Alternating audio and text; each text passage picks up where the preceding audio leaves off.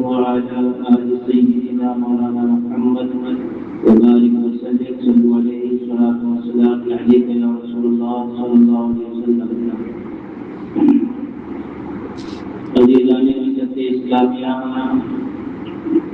اللہ تبارک و تعالی جل جلالہ الکریم نے قرآن عظیم کے اندر ارشاد فرمایا ہے، اللہ فرماتا ہے لقد کان لکم فی رسول اللہ اسوۃ حسنہ، فرماتا ہے بے شک تمہارے لیے رسول اللہ کی زندگی نمونے حیات ہے. یعنی ہمیں اور آپ سب کو خطاب کرتے ہوئے اللہ فرماتا ہے ہماری زندگی کے لیے حضور علیہ السلام کی زندگی نمونے حیات ہے.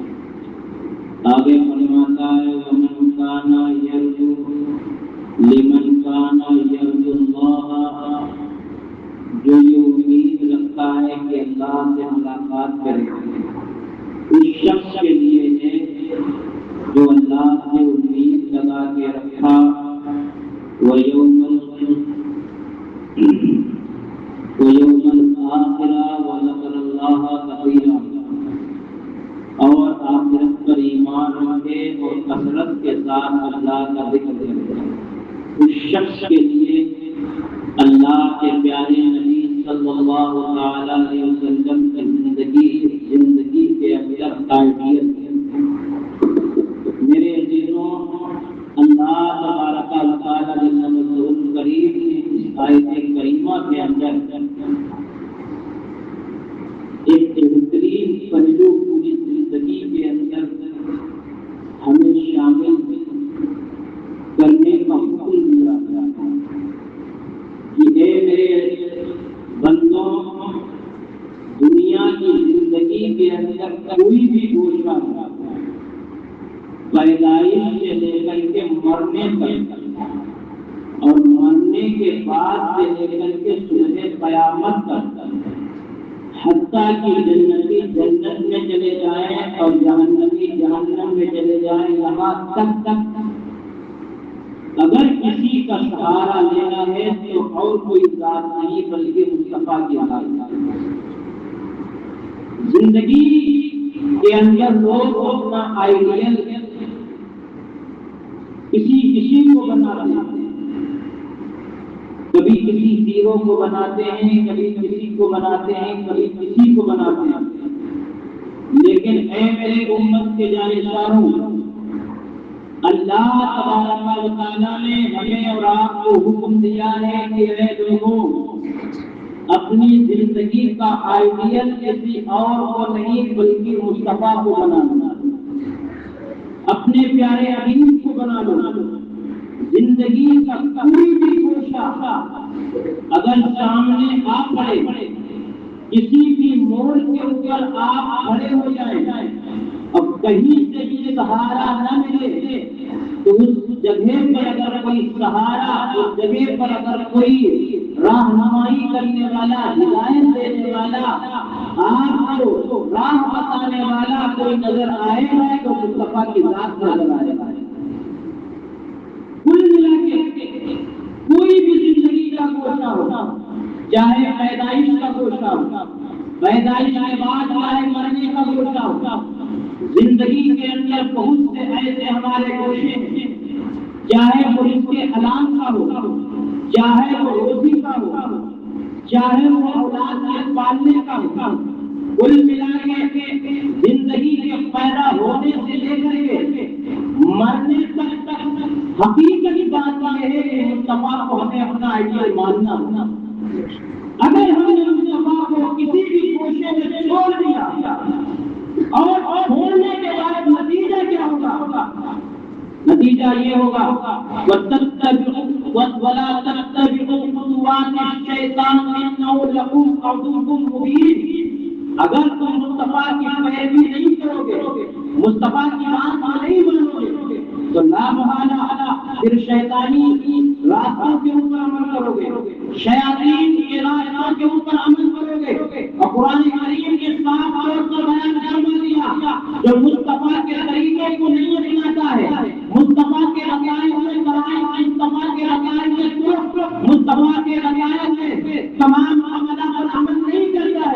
تو لا محالہ وہ شیاطین کے راستوں پر چلتا ہے، اور شیاطین کے بارے میں رب کائنات نے قرآن کریم کے اندر صاف طور پر فرما دیا وَلَا تَتَّبِعُوا وَلَا تَتَّبِعُوا خُطُوَاتِ الشَّيْطَانِ إِنَّهُ لَكُمْ عَدُوٌّ مُّبِينٌ۔ اللہ فرماتا ہے اے میرے لوگوں، شیاطین کے نقش قدم پر مت چلنا، شیاطین کے راستے پر مت چلنا، اس لیے تم لا جان کے کوشش کرو گے یہ ہمارے لیے بہتر راستہ ہے۔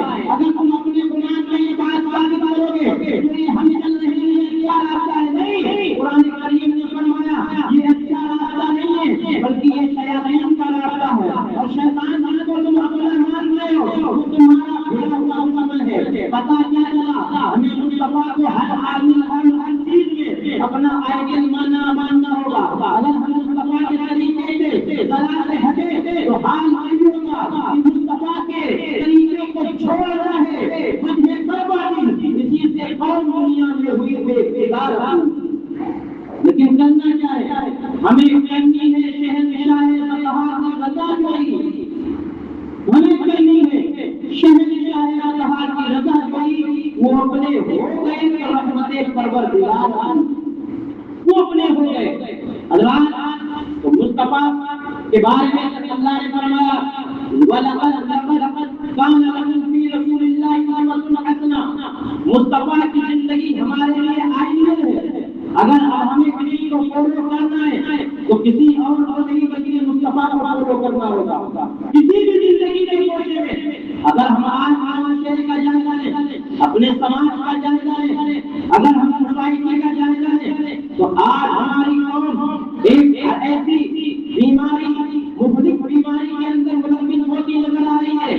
ایک ایسا سماج ایسی جگہ پر جا کھڑا ہوا ہے، نہ تو حلال اور حرام کے درمیان تمیز ہے، نہ تو جائز کے درمیان کوئی فرق ہے، نہ تو باطل اور حق کے درمیان کوئی فرق ہے۔ آج ہمارا معاشرہ ایسی جگہ پر جا کر کھڑا ہوا ہے، کوئی فرق نہیں پڑتا ہے، بس یہ چاہتا ہے کہ ہم اپنی زندگی گزار رہے ہیں، کیسی زندگی گزار رہے ہیں کوئی پتہ نہیں ہے۔ اسلام کے مطابق ہو یا غیر مطابق ہو کوئی فرق نہیں پڑتا ہے، چاہے وہ ایسی کا منشن لیں، چاہے وہ کوئی پروگرام لیں، چاہے وہ گھروں کے اندر کوئی معاشرہ لیں، چاہے وہ زمانے کے معاملات لیں، کوئی فرق نہیں پڑ رہا ہے۔ کمانا چاہیے، حلال ہو یا حرام ہو، چاہے گھر میں چاہیے روپیہ آنا چاہیے، زندگی گزارنا چاہیے۔ آج ہمارا معاشرہ اس تحریک برابر کے کھڑا ہو رہا ہے، نہ تو حلال و حرام میں فرق ہے، نہ تو جائز و ناجائز میں تمیز ہے، نہ تو حق اور باطل کے درمیان فرق ہے۔ لیکن میرے پیارے بھائیوں، ہماری زندگی میں زندگی نہیں ہے، ہماری زندگی میں زندگی نہیں ہے کہ نہ تو ہم حلال و حرام کے درمیان فرق کریں، نہ تو جائز و ناجائز کے درمیان فرق کریں، نہ تو حق اور باطل کے درمیان فرق کریں، نہیں، بلکہ ہماری زندگی یہ نہیں زندگی ہے، بلکہ ہماری زندگی تو وہی زندگی ہے جو 14 سال پہلے میرے آقا علیہ السلام نے ہمیں ضابطے دیے تھے، ہمیں قانون دیے تھے، ہمیں ضوابط اور قوانین دیے تھے، ہمیں اسی زندگی میں ہمیں اسی قوانین دیے تھے، ہمیں انہیں قوانین کے تحت زندگی گزارنی ہوگی۔ کیوں؟ ہم نے اللہ کا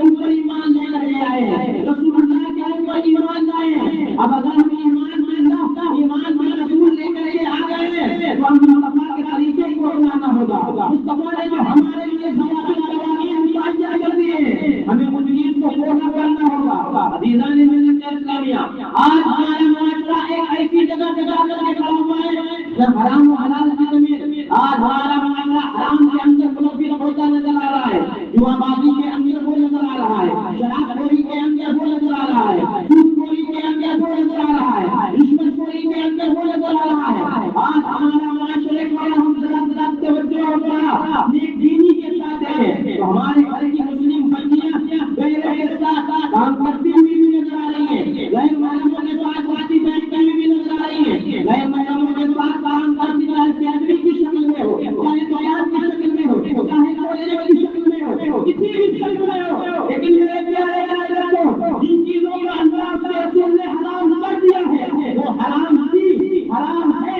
تمہیں قیامت تک حرام رہیں گے۔ اس لیے میرے پیارے بھائیوں، اب ہمیں جائز اور مناسب اور جائز حلال کی طرف آنا ہوگا، ہمیں اس کے حلال کے معاشرے کو اپنے آپ کا معاشرے کے اندر شمار کرنا ہوگا۔ میرے پیارے عزیزوں، آج ہمارا معاشرہ حرام کمائی کی طرف ملوث ہوتا جا رہا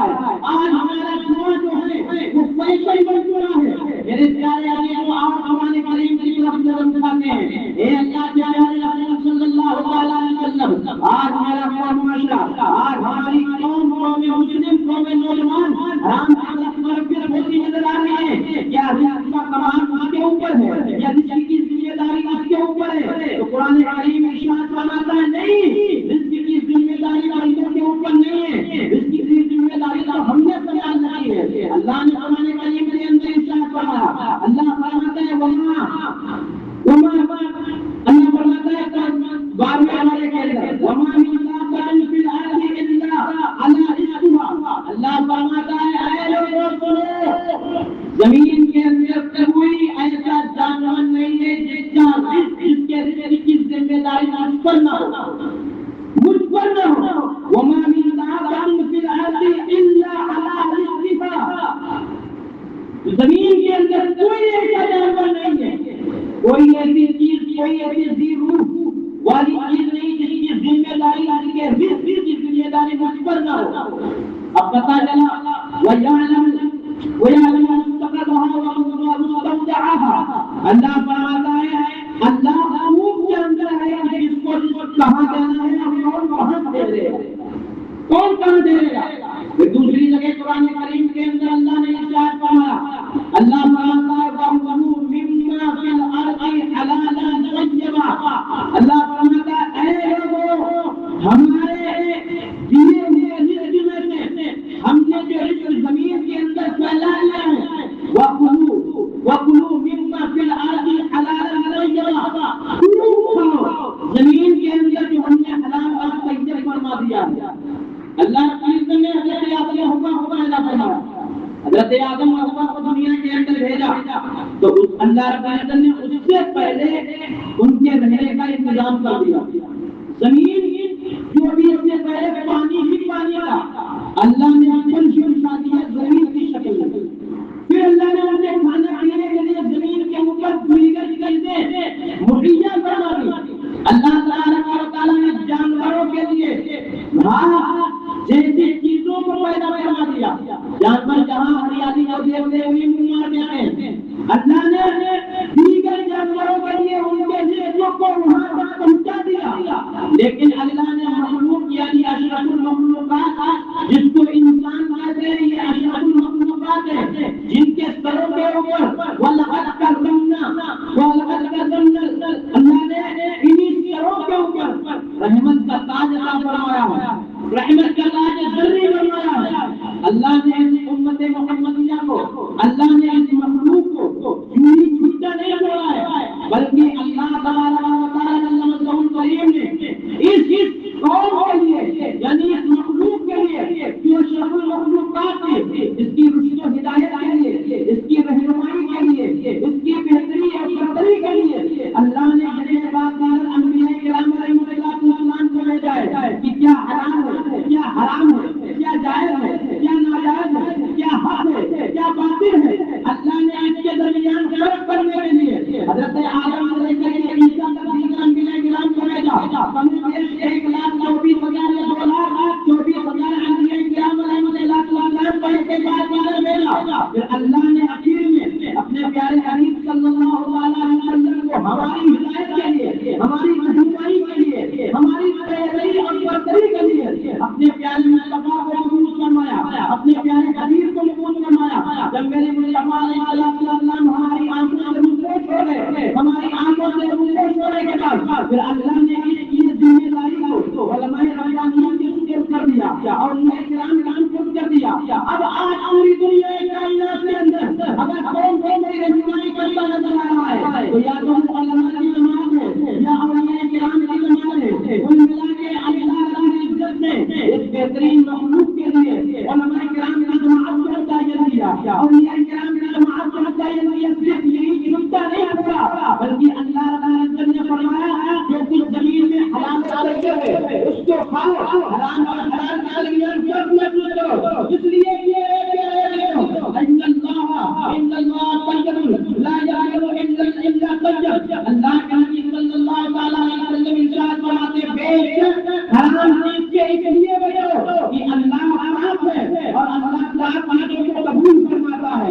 اب اگر کوئی شخص حرام چیز کو طلب کر کے اللہ کی راہ میں صدقہ کرتا ہے، اللہ کی راہ میں صدقہ کر کے سمجھتا ہے کہ ہم کامیاب ہو رہے ہیں، میرے آقا علیہ السلام نے حضرت عبداللہ بن مسعود رضی اللہ تعالیٰ عنہ مروی سرکار کی بات فرماتے ہیں اگر کوئی شخص حرام کما کر کے سوچتا ہے کہ ہم کامیاب ہیں تو ہرگز کامیاب نہیں ہے۔ اگر وہ زمین کے اندر خرچ کرتا ہے تو اللہ اس کی برکتوں کو اٹھا لیتا ہے، اگر وہ راہ اللہ میں خرچ کرتا ہے تو اللہ اس کو قبول نہیں فرماتا ہے۔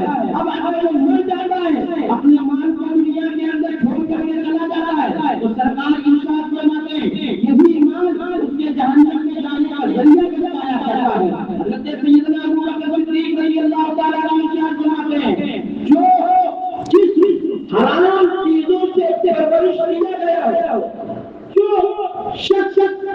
چیزوں کے ذریعے سے پرورش کیا گیا ہو. سیدنا ابو بکر صدیق فرماتے ہیں میرے آقا نے فرمایا اس جسم کے اوپر جنت حرام ہے. اللہ اکبر. اور میرے آقا فرماتے ہیں یہ تو حلال رزق کی طرف فرماتا ہے لوگوں حلال رزق کو کماؤ. اس لیے کہ اگر کسی نے حلال رزق 40 دن لگاتار کھا لیا تو اللہ اس کے دل کو منور فرما دیا جاتا ہے. اور میرے آقا فرماتے ہیں کہ اگر کسی شخص نے ایک لقمہ حرام کا کھاتا ہے اور اپنے گلے کے نیچے سے اتارتا ہے تو سرکار فرماتے ہیں اس کے 40 دن کے اعمال قبول نہیں ہوتے. اب اندازہ لگائیں 40 دن کے اس کے اعمال قبول نہیں ہوتے. کیوں؟ کہ اس نے صرف ایک لقمہ کھایا ہے, ایک لقمہ. اب میرے آقا کی حدیث سنو. میرے آقا ارشاد فرماتے ہیں جو حرام کھاتا ہے تو سرکار نے اس کی ایک مثال بیان فرمائی. سرکار فرماتے ہیں ایک ایسا بھی شخص ہے, ایک ایسا بھی انسان ہے جو سفر طویل کرتا ہے, لمبا سفر کرتا ہے اور لمبا سفر کرنے کے بعد اس کے بعد تمام چیزیں ختم ہو جاتی ہیں. ابو رب کائنات کی بارگاہ میں اپنے دونوں ہاتھوں کو تلاش کرتا ہے, عرض کرتا ہے اے میرے رب, اے میرے رب تو میری دعاؤں کو قبول فرما دے, اے میرے رب مجھے روزی کے اندر مدد فرما دے. میرے آقا علیہ السلام ارشاد فرماتے ہیں ایسے شخص کی دعا اللہ تعالی قبول نہیں فرماتا ہے. جبکہ میرے آقا علیہ السلام نے ارشاد فرمایا ہے کہ 3 ایسے شخص ہیں جن کی دعائیں قبول نہیں ہوتی ہیں. وہ کون ایسے شخص ہیں؟ سرکار ارشاد فرماتے ہیں مظلومین کی دعاؤں کو اللہ کبھی رد نہیں فرماتا ہے. اور مسافر کی دعاؤں کو کبھی رد نہیں فرماتا ہے. سرکار ارشاد فرماتے ہیں واجب کی دعائیں اپنی اولاد کے حق میں اللہ کبھی ان کی دعاؤں کو رد نہیں فرماتا ہے. یہ 3 ایسے لوگ ہیں, یعنی ایک کے مسافر ہے, اس کے بعد کوئی چیز بھی نہیں ہے. ہم رب کائنات کی بارگاہ میں دعاؤں کو اپنے ہاتھوں کو رب کی بارگاہ میں دعائیں کر رہا ہے کہ اللہ مجھے معاف فرما دے, اس کی میں برکت عطا فرما دے. میرے سرکار ارشاد فرماتے ہیں ایسے شخص کے اندر تمام صفتیں تو موجود ہیں. مسافر کی بھی صفت موجود ہے, اس کے پاس رزق نہیں ہے, اس کی بھی صفت موجود ہے. یعنی ایسی صفتیں ہیں کہ دعا تو قبول ہونی چاہیے, مگر سرکار فرماتے ہیں ایسے شخص کی دعائیں قبول کیوں نہیں ہوتی ہیں. میرے سرکار نے ارشاد فرمایا وَمُطْعِمُ الطَّعَامُ حَرَامٌ وَمَشْرَبُهُ حَرَامٌ وَمَلْبَسُهُ حَرَامٌ. سرکار ارشاد فرماتے ہیں اس کی دعائیں اس لیے قبول نہیں ہوئی کہ اس کا کھانا بھی حرام تھا, اس کا پینا بھی حرام تھا, اس کا پہننا بھی حرام تھا, اور اس نے جو اپنے لیے تیار کیا تھا وہ بھی حرام تھا. اب پتہ لگا کہ اگر کوئی حرام کھاتا ہے, حرام کے ذریعے سے پہنتا ہے, حرام کو اپنا نبھانے والا ہے, اب وہ لاکھ کی بارگاہ میں دعائیں کرے, اب وہ لاکھ کی بارگاہ میں دعائیں کرے, اس کی دعائیں قبول نہیں ہو رہی. کیوں؟